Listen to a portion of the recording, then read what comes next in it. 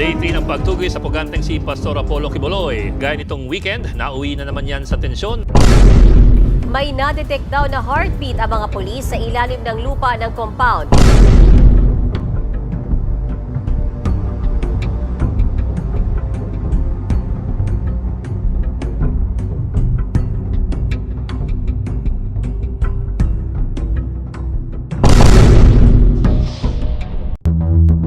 Super Pinas TV. Super Pinas TV. Tiniyak ni Department of the Interior and Local Government Secretary Benhur Abalos na walang kinalaman ng palasyo ng Malacanang sa ginawang paglusob ng mga pulis sa compound ng grupong Kingdom of Jesus Christ o KOJC ni Apollo Quiboloy sa Davao City. Ayon kay Abalos, purely police operations ang nangyayari at base sa intelligence report na natanggap ng Philippine National Police. Bilang kalihim ng DILG, sinabi ni Abalos na binibigyan niya ng otonomiya ang pulisya kung ano ang nakikita nilang marapat na gawin sa pagsaserve ng warrant of arrest kay Quiboloy at mga kapwa nito akusado. Kasi ako naman, I give autonomy to the police. If they feel hindi ako dapat mangharang or what, kasi they know better than me. If they feel there is adequate intelligence report, so be it. If they feel they have to serve it now or tomorrow, what, so be it. No, ayoko maging obstructionist. So I give them that much leeway, and according to their compiled intelligence report, talagang nandoon na talaga. Magandang araw sa atin lahat mga kababayan, saan man panig kayo ng daigdig naroon. Dito na naman tayo sa another episode ng ating vlogs, Badong Arateles po. Pag-uusapan natin ngayon, ito po, no, yung kapalpakan po ni General Torre, dyan po sa KOJC, compound sa KOJC, yung paglusob, yung tangkang paghuli kay Pastor Quiboloy, dyan po sa Davao City, ay tila pumapabor dito kay PBBM, no? Kung bakit po, yan tatalakayin natin. Kulang kayo. Pag-uusapan din po natin, ito po mga taga-NCR, meron na po mamaya alauna, dyan po sa Liwasang Bonifacio. Punta po kayo dyan, lahat po ng gustong makaisa sa rally na gaganapin dyan po sa Liwasang Bonifacio. Ang mga nanawagan po yung mga, kasi hindi ako naka-attend nung mga meeting nung maisog vloggers. Alam niyo naman, nagme-meeting na sila. Sila po nananawagan na magkakaroon po ng Liwasan Bonifacio. No? So, dahil nanawagan po ako, pupunta ako riyan. Alam mo, hindi ako pumunta. Nakakahiya naman, ano yun? Punta kayo at wala ako dyan, ganun. Hindi po ganun ang channel natin. Una sa balita, huli sa impormasyon. Kaya ano pang hinihintay nyo? Pindot na, okay? Pag-usapan po natin. Alauna po yung yung pasabi nila eh. Okay. Ayon po sa ating pamagat, talaga naman no? Palpak po. Kasi yung paano nyo mo malalaman na palpak si General Torre? Ano po ba yung purpose kung bakit naroon, di ba? Ang purpose po niyan, mahuli dahil may warrant of arrest sila, di umano. Kasi siyempre yan, no? Alam na po natin na may warrant of arrest si Pastor Quiboloy, no? Yan naman po wala nagde-deny niyan. Okay. So kung ang purpose nyo ay hulihin si Pastor Quiboloy, at ikatlong araw na ngayon, hindi nyo pa rin nahuhuli. Ano tawag ron? Tagumpay ba yun? Okay, palpak po yun. Pero, yun na nga,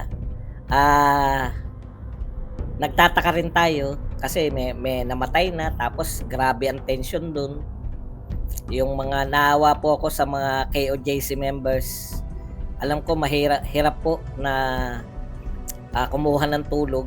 No? Isa po yan sa mga dahilan kung bakit pag nagtagal pa po yan, yung tension, grabe po yan sa katawan, no? Hindi na po maano yan, hindi na po mababalik yan.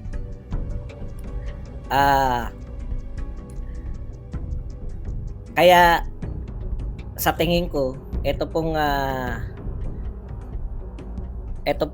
pag tumagal pa po yan, mas marami pa po no, yung magiging casualty. Hindi po dahil na sila ay napokpok o nabaril, hindi po eh. Both sides naman, magiging parehas po ako, no. Maliban po sa tinirgas, no.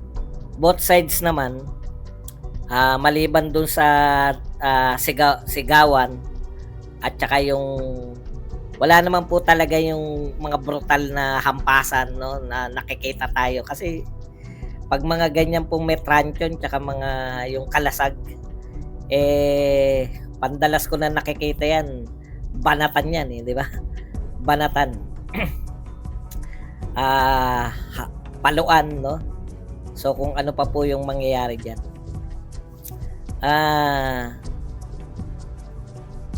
Habang tumatagal po, dadami po yung unwarranted na casualty niyan o mga injuries.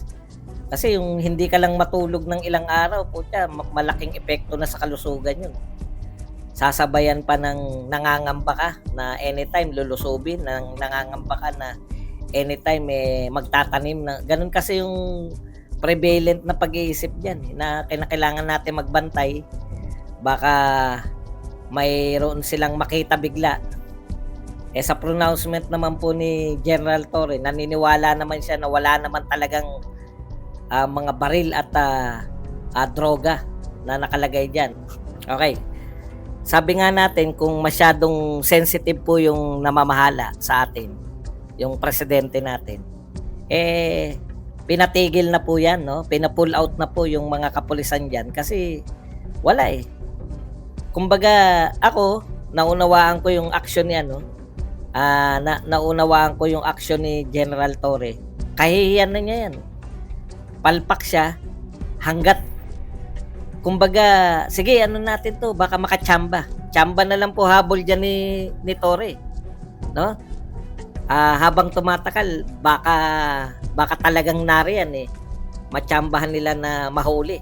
Pero wala na po Sa tingin ko, hindi kung 2 araw na binalik-balikan nyo, 2 araw na kinakatok nyo, tinitignan nyo kung may mga lagusan na secret, talagang failure ng intelligence na po yan, no? Kasi lulusob ka ba na alam na nila yung sitwasyon. Parang lumalabas talaga na yung kapalpakan sa pagpaplano, hindi mo alam kung saan talaga yung target mo, yung tsamba lang. Correct. Desperado rin si Torre na may resulta. Pero magtataka ka, bakit? Nagagalit na yung mga tao. Bakit hinahayaan to ng pamahalaan, no? Tinansya nila yan. Panalo riyan si BBM kung hindi yan mauuwi sa people power, no? Kung tansya nila, wala namang ganong puwersa. Kasi ganito nakikita ko Bakit mo sinasabi Badong na pumapabor kay BBM ang dami na nga nagagalit? Alam nyo, marami nang galit kay BBM before pa to, di ba? Sunod-sunod po. Kung papansinin nyo po, before maganap tong siege sa KOJC, sunod-sunod po yung kapalpakan ng gobyerno, no? Nagsimula po yan sa SONA na may 20 million, doon pa lang tindi na ng banat sa kanila Pinakamalaking budget ng paglamon sa SONA, 20 million. Tapos nagmalaki sa SONA, particular yung flood control. Ilang araw lang inexpose ni Karina, ni Bagyong Karina, na wala pala talagang flood control, no? Galit po ang tao diyan sa flood control program na yan, na-expose na po sila. Tapos sunod-sunod po yan Yung ininsulto ng NEDA, yung mga tao na 21 pesos per meal ay mayaman ka na, no? Talagang lokohan na. Tapos sunod-sunod po meron pa 90 billion na nilipat pera ng PhilHealth, ililipat, kukunin para pondohan yung mga proyekto na naman ng mga mambabatas, pork barrel nila. Pork barrel po nila yung pinupondohan ng PhilHealth So na-expose po itong mga kapalpakan na to. Tapos Si BP Sara pa, naglabas pa ng mga pahayag na katraidoran ng mga Marcos. So yung galit po ng mga tao nakasentro kay Marcos. Before to Kaya ang ginagawa nila, hinuhusayan nila yung ayan pa, galit pa mga tao diyan sa ginagawa ng congressman na pagdidiin. 'Di ba? Dinidiin nila si Pangulong Duterte. Oh. Sa lahat ng issue, nakapokus na sirain, in-expose sila na BP Sara, political harassment. So before tong paglusob ni Torre, galit na po mga tao, no? Galit na po yung mga tao. Kaya lang ang direksyon ng galit natin sa pamilyang Marcos, Tambaloslos, Marcos Romualdez. Doon nakapokus yung galit natin eh. 'Di ba? Anytime sasabog na rin talaga eh. Ay, dagdag pa pala yung pulburon. Yung video ng pulburon na napatunayan na hindi naman pala peke. Tapos, yung paglantad pa ni Binag, sunod-sunod po yan eh. Sunod-sunod po na yung tao, mismo yung mga tao na yung galit na sa administrasyon ni BBM. Kahit na anong gawin nilang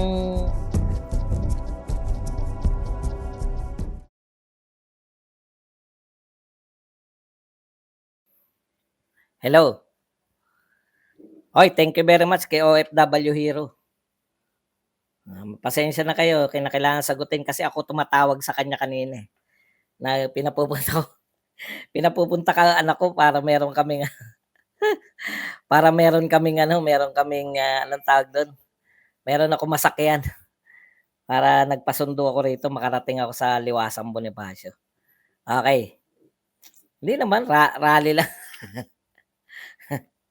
Rally lang yun eh. Punta na tayo rito, no?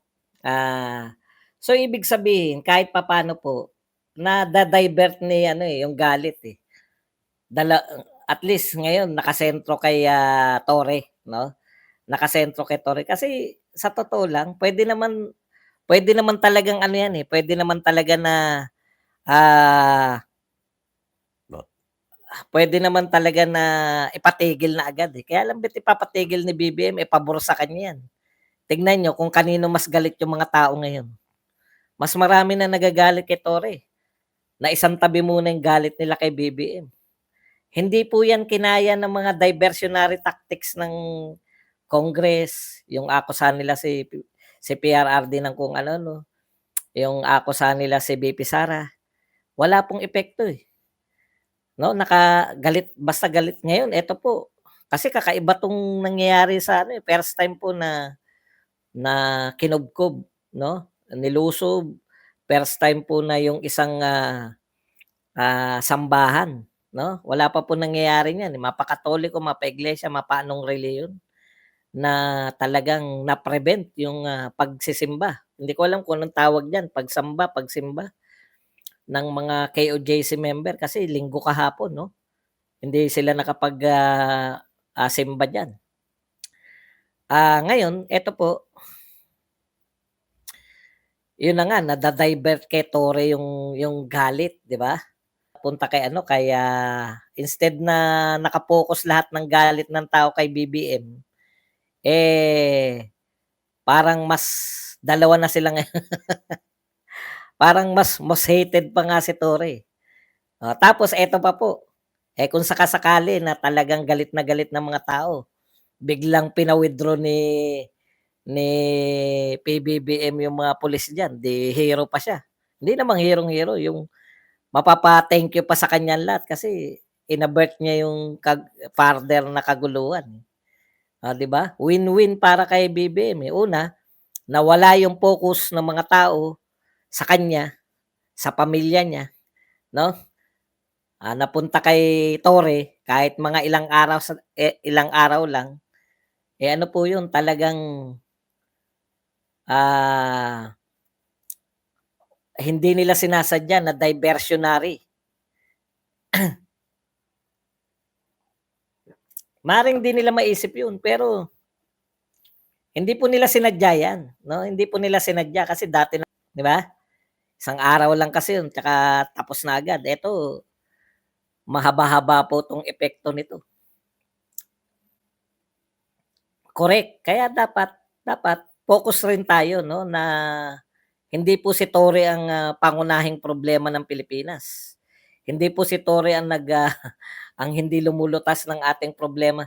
Kumbaga, nai-focus tayo na magalit kay Torre, hindi mo rin masisisi yung mga tao. O yun po yung kahulugan natin 'no. Kasi nagtatanong, "Bakit ganyan pamagat mo, Badong?" 'No, bakit yung kapalpakan ni Torre parang pumapabor ka pa kay PBBM, yun po yun, 'di ba?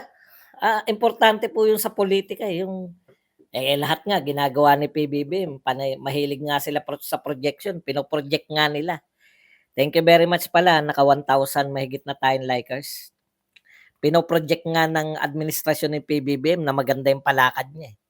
Kaso nga hindi niya mai-project dahil sa sunod-sunod na kapalpakan. Kumbaga napahinga yung galit ng mga tao sa kanya, na-avert yung dati kasi ano na talaga, eh, 'no, magwawala na yung mga tao dati, 'di ba?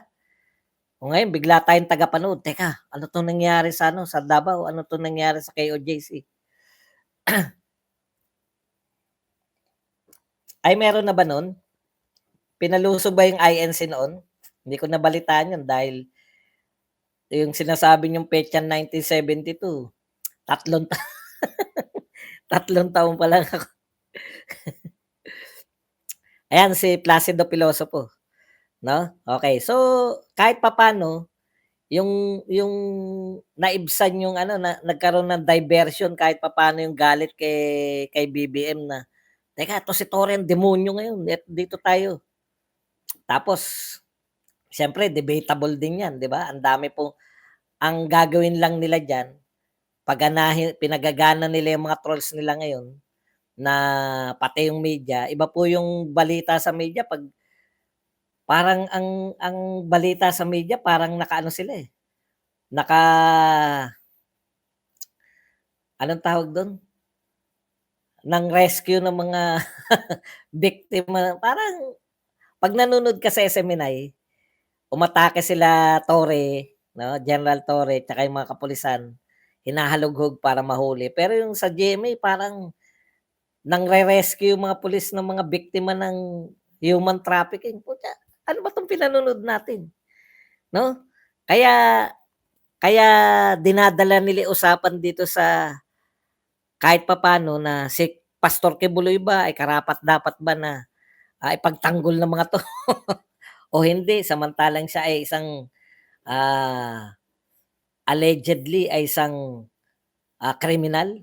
Bakit niyo pinagtatanggol? Dun nila gustong dalhin yung usapan, eh, sa pamamagitan ng mga troll at tsaka ng media mismo 'no, ng mainstream media. Kaya nga mabuti na rin yung pinahinga ko talaga yung isip ko sa kanonood kasi madadala ka, eh. Dun ka nila gustong dalhin, eh, na kriminal 'to, bakit niyo pinagtatanggol? May mga samantalang puwede mo talaga 'no, puwede mo talagang may mga hindi lahat naka-focus dun kay Torre.